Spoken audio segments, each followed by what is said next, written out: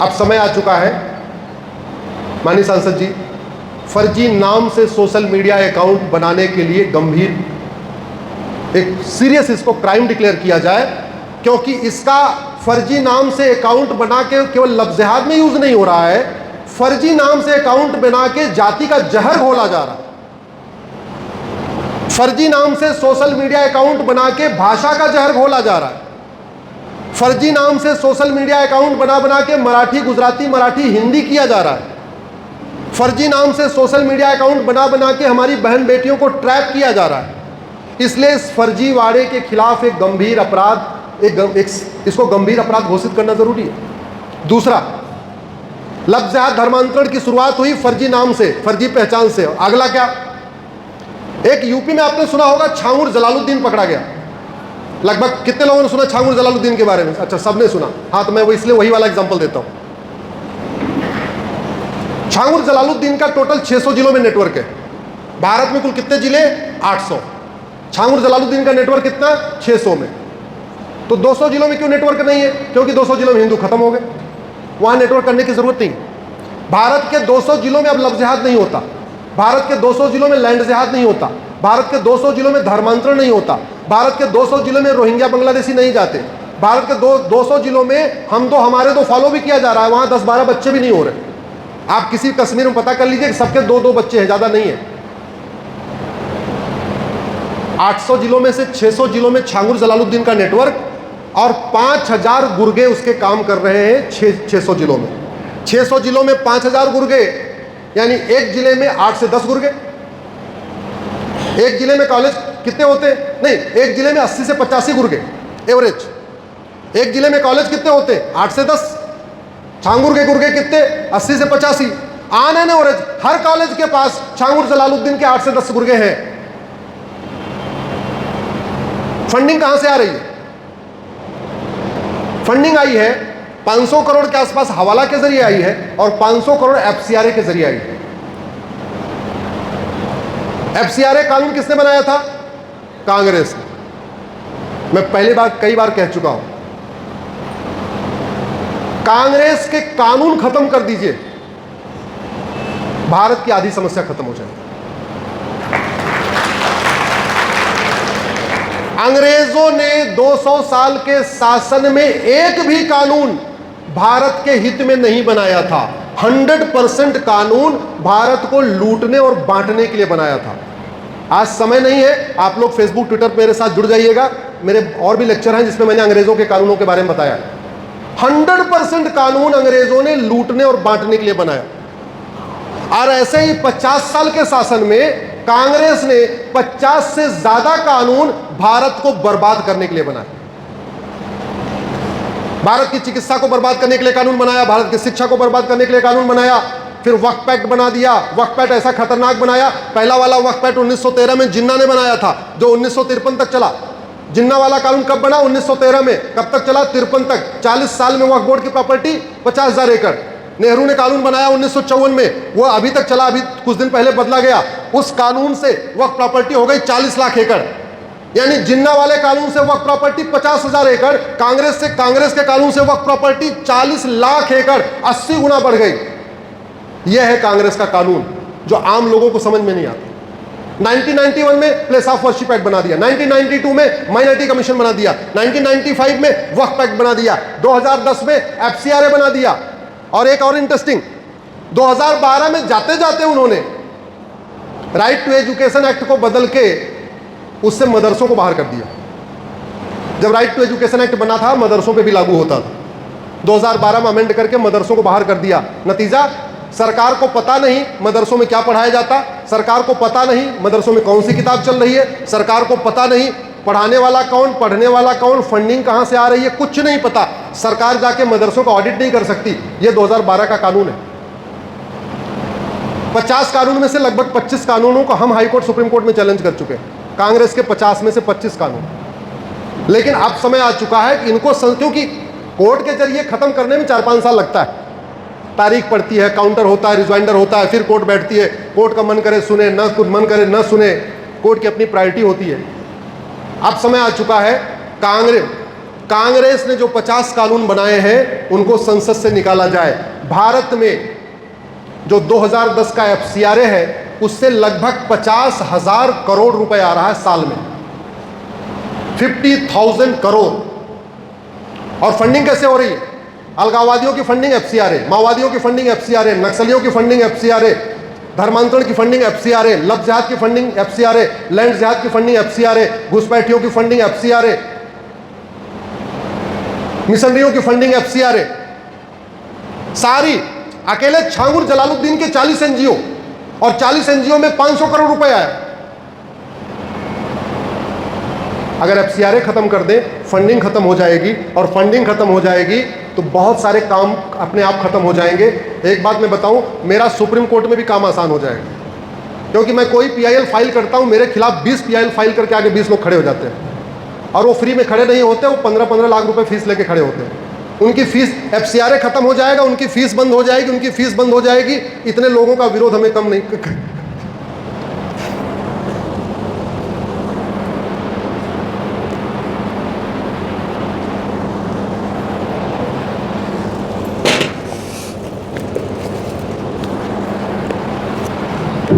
भारत के लिए एक और जो बड़ा खतरा है वो है धर्मांतरण।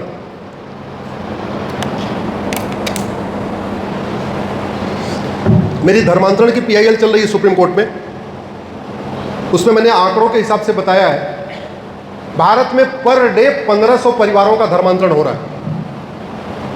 कितने परिवार? 1500। एक परिवार में 7 आदमी मान के चलिए या 6 आदमी मान के चलिए, तो पर डे 10,000 हिंदुओं का धर्मांतरण हो रहा है। पर डे 10,000 का मतलब साल में 40 लाख हिंदुओं का धर्मांतरण हो रहा है।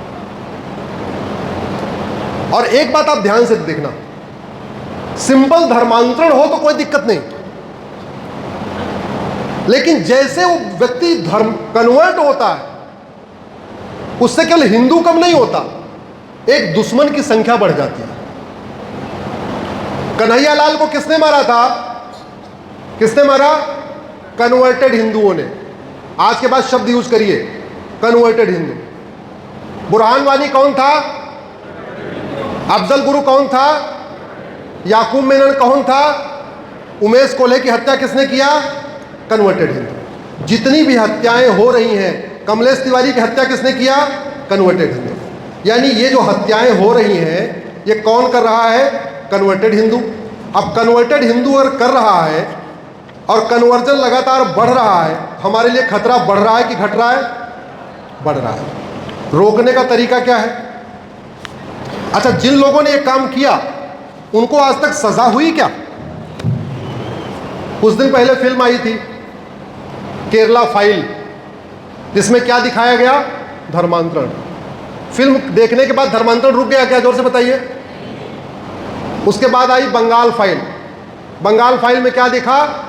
कश्मीर का नरसंहार। जिन लोगों ने नरसंहार किया उनको सजा मिल गई क्या? नहीं। अब आई है उदयपुर फाइल, उसके बाद आएगी बुरहानपुर फाइल, कुछ दिन के बाद फिर सतना फाइल, फिर आएगी सीधी फाइल, फिर आएगी ग्वालियर फाइल। आप लोग ऐसे फिल्म देखना चाहते हो क्या? जोर से बताइए। समाधान क्या है? राजू को किसने मारा? कन्वर्टेड हिंदुओं ने। राजू, कृष्णा, शिवम, बादल, नीलेश, कमलेश, गंगाराम, डॉक्टर नारंग, हत्या किसने किया? जोर से बोलिए। कन्वर्टेड हिंदुओं ने। रतनलाल, अभिजीत, रामलिंगम, रिंकू शर्मा, ध्रुव त्यागी, चंदन गुप्ता, हत्या किसने किया? कन्वर्टेड हिंदुओं ने। बंधु प्रकाश, रचित जाट, अंकित शर्मा, दिलवर नेगी, किशन भरवाड़, अंकित सक्सेना, कमलेश तिवारी, हत्या किसने किया? कन्वर्टेड हिंदू। कशिश परमार को अख्तर ने मारा, अंकिता को शाहरुख ने मारा, नेहा को अबरार ने मारा, श्रद्धा को आफ्ताब ने मारा, अंजलि को यामीन ने मारा, स्वाति को अरशद ने मारा, तनिष्का को साहिल ने मारा, कृति को वसीम ने मारा, बबली को शहजाद ने मारा, अंतिमा को रिजवान ने मारा, दीक्षा को इमरान ने मारा, नीलम को तालिब ने मारा, एकता को तैमूर ने मारा, निधि को हैदर ने मारा, नीतू को लईक ने मारा, वर्षा को वारिस ने मारा, प्रिया को एजाज ने मारा, नेहा को आसिफ ने मारा, शिवानी को आरिफ ने मारा, नैना को शेर खान ने मारा, सोनम को अंसारी ने मारा, प्रिया को शमशाद ने मारा। ये जितने मारने वाले कौन थे? कन्वर्टेड हिंदू। क्यों मार दिया? उन्होंने उनका प्रपोजल एक्सेप्ट नहीं किया। वो पहचान गई ये मेरे साथ धोखा कर रहा है, उसका असली पहचान उनको समझ में आ गया, इसलिए मार दिया। प्रिया को शमशाद ने मारा, निशा को लुकमान ने मारा, सीमा को नदीम ने मारा, खुशी को अशरफ ने मारा, एकता को साकिब ने मारा, मानसी को मुजम्मिल ने मारा, निकिता को तौसीफ ने मारा, चैनिका को रफीक ने मारा, हिना को अदनान ने मारा।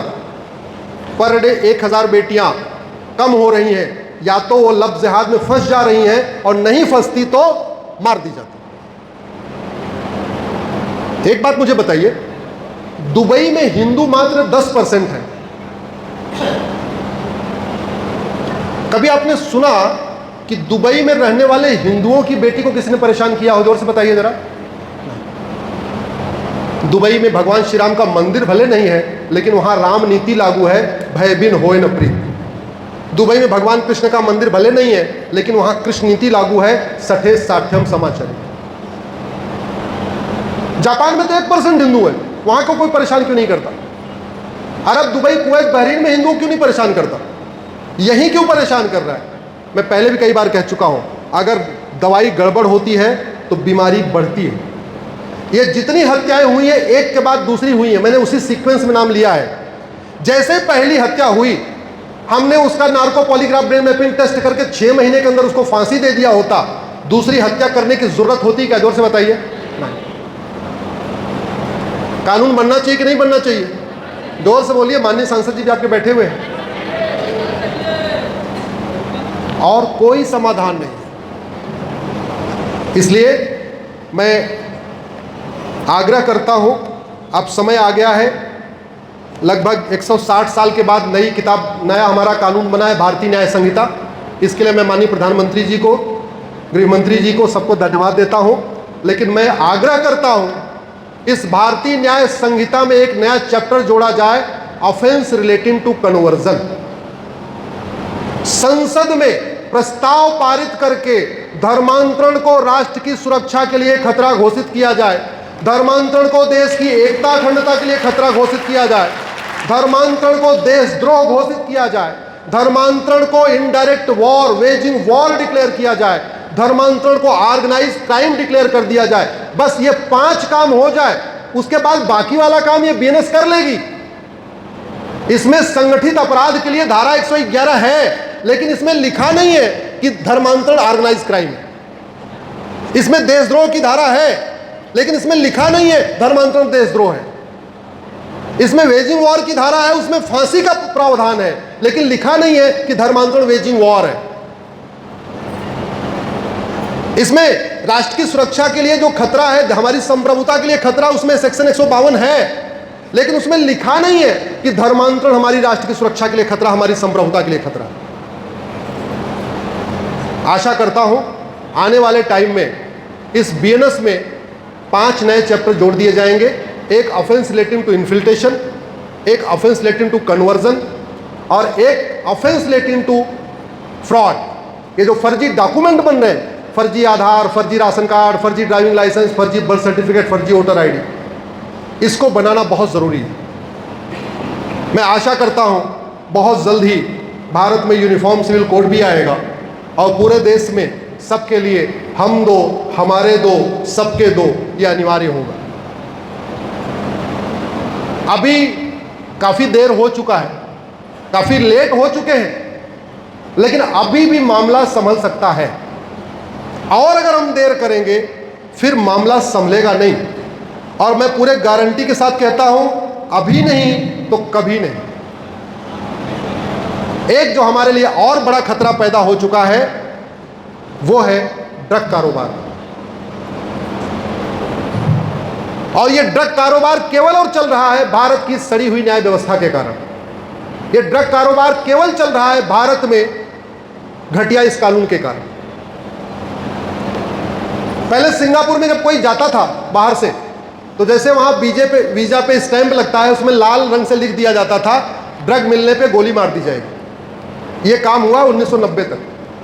उसके बाद थोड़ा लोगों ने हंगामा किया, सिंगापुर की सरकार ने बदल दिया कानून, बोले ठीक है अब देखते गोली नहीं मारेंगे, अब देखते फांसी पे चढ़ा देंगे। सिंगापुर में सबसे जघन्य अपराध है ड्रग स्मगलिंग। आजीवन कारावास है ही नहीं है, केवल और केवल फांसी है। आप लोग गूगल कर लेना, सिंगापुर 900 ग्राम गांजा फांसी। एक व्यक्ति अपने भारत का ही था, यहाँ गांजा वांजा खूब बेच रहा था, यहाँ तो कुछ हो नहीं रहा था, उसको खूब बेचे जा रहा था, और वो 900 ग्राम गांजा लेके सिंगापुर चला गया। एयरपोर्ट पे पकड़ा नहीं गया, उसकी किस्मत खराब थी, और वो सिंगापुर लैंड हो गया। लैंड होने के बाद पकड़ में आ गया, उसको पकड़ा, narco polygraph brain mapping test किया, उठा के फांसी दे दिया। कितना गांजा? 900 ग्राम। और भारत में 9-9 कुंटल गांजा पकड़ा जा रहा है, किसी को फांसी हो रही है क्या? नहीं। भाई साहब, लाखों माता पिता नशेड़ी बच्चों से परेशान है, लाखों बहन बेटियां नशेड़ी पति से परेशान है, लाखों बच्चे नशेड़ी बाप से परेशान है। इस नशे के कारण हमारा धन भी जा रहा है, हमारा धर्म भी जा रहा है। जब जब रेव पार्टी होती है, मैं पता करता हूं, रेव पार्टी में जो 100 बच्चे पकड़े गए कौन है? 100% वो बच्चे हिंदू होते हैं। ड्रग कारोबार कौन कर रहा है सबको पता है। अभी मैं परसों नागपुर में था, उसके पहले मैं वर्धा में था। मैंने ये पूछा, नागपुर में भी यही पता किया, वर्धा में। हमने कहा यहाँ क्या चल रहा है ड्रग का? बोले भाई साहब, पहले तो कॉलेज में मिल रहा था ड्रग, गांजा और चरस, अफीम, कोकीन, आजकल स्कूलों में मिलने लग गया। पहले तो दुकान पे ढूंढ के मिल रहा था, आजकल व्हाट्सएप पे ऑर्डर करके मिल रहा है। और एक लेटेस्ट मुझे पता चला, 2-4 ऐसी वेबसाइट है, उस पे फूड के नाम पे मिलता है, मतलब उसमें कोड है, पिज्जा का मतलब गांजा। तो उसमें आपका बेटा जैसे पिज्जा ऑर्डर करेगा, वो पिज्जा आएगा, लेकिन पिज्जा के नीचे पुड़िया में गांजा भी रहेगा। आप सोच रहे होंगे हमारे बेटे ने तो पिज्जा मंगाया है, लेकिन पिज्जा के साथ गांजा भी आपके घर में आ गया। ऐसे खाने का, चिप्स का, पिज्जा का, ऐसे अलग अलग कोड बना के नशे का कोड दे दिया है।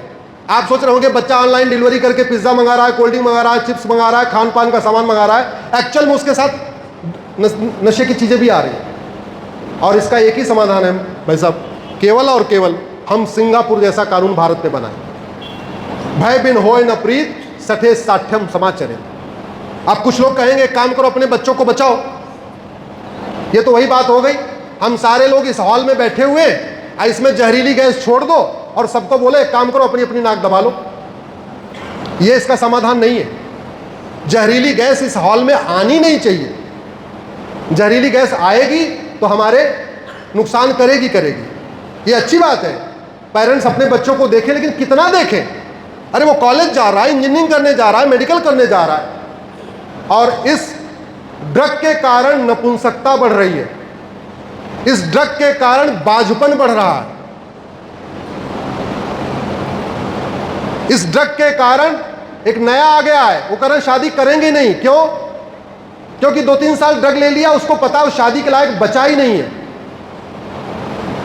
ये जो नया दौर आया हुआ है ना कि लड़का कह रहा है शादी नहीं करूंगा, लड़की कह रहा है शादी नहीं करूंगी, वो इसलिए कह रहा है क्योंकि वो बेटा और बेटी, उसको पता है मैं शादी करूंगा तो हमारे बच्चे नहीं होंगे, लड़की को भी पता है शादी करूंगी तो हमारे बच्चे नहीं होंगे। इतना खतरनाक ये ड्रग का माया जाल चल रहा है। चंद लोग भारत की यंग जनरेशन को बर्बाद कर रहे हैं।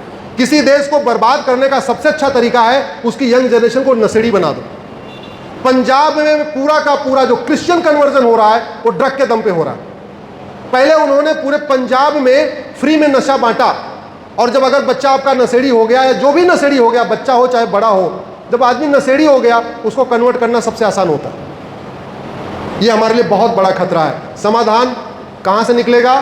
संसद से निकलेगा। ना हमारे पास इसकी दवाई, ना आपके पास इसकी दवाई। ये माननीय भाई साहब को, डॉक्टर साहब को ही वहाँ संसद में बोलना पड़ेगा कि नशे को जघन्य अपराध घोषित करो। अब समय आ चुका है कि हम अपने प्रत्येक कानून को दुनिया के कानूनों से कंपेयर करें, और करना भी चाहिए। बाय द वे, मेरे घर में मेरा ताला रोज टूटे और भाई साहब का ताला ना टूटे तो मैं भाई साहब से पूछूंगा कि नहीं पूछूंगा, भाई साहब ये कौन सी कंपनी का ताला लगाया? मेरे घर में तो रोज चोर आके ताला तोड़ देते हैं, आपके घर में ताला टूटता ही नहीं। ये हमारा फर्ज है। इसलिए अब समय आ चुका है, हम भी, भारत की सरकार भी सिंगापुर के साथ, अमेरिका के साथ केवल व्यापार का आदान प्रदान न करे, बल्कि कानूनों का भी आदान प्रदान करे, जुडिशियल सिस्टम का आदान प्रदान करे, पुलिस सिस्टम का आदान प्रदान करे, एडमिनिस्ट्रेटिव सिस्टम का आदान प्रदान करे। बीमारी को ठीक करने का एक ही तरीका है, दवाई अच्छी हो, और अभी नहीं अच्छी होगी तो कभी नहीं अच्छी होगी। इसी के साथ आप लोगों ने इतनी देर ध्यान से सुना, मैं बहुत बहुत धन्यवाद देता हूं, आप लोगों का आभार व्यक्त करता हूं। मुझे पता है इसमें जितने लोग हैं सब सोफे पे बैठने वाले लोग हैं और अपने घर में सोफे पे भी 2 घंटे नहीं बैठ पाते। आप यहाँ इस 90 डिग्री वाली कुर्सी पे 2 घंटे बैठ गए हैं, इसके लिए आप लोगों का विशेष रूप से आभार व्यक्त करता हूँ। हाँ, सच्चाई है, सिटिंग पावर कम हो गई है, लिसनिंग पावर कम हो गई है, फिर भी आप लोगों ने इतनी देर सुना, उसके लिए आपके बहुत बहुत धन्यवाद देता हूँ।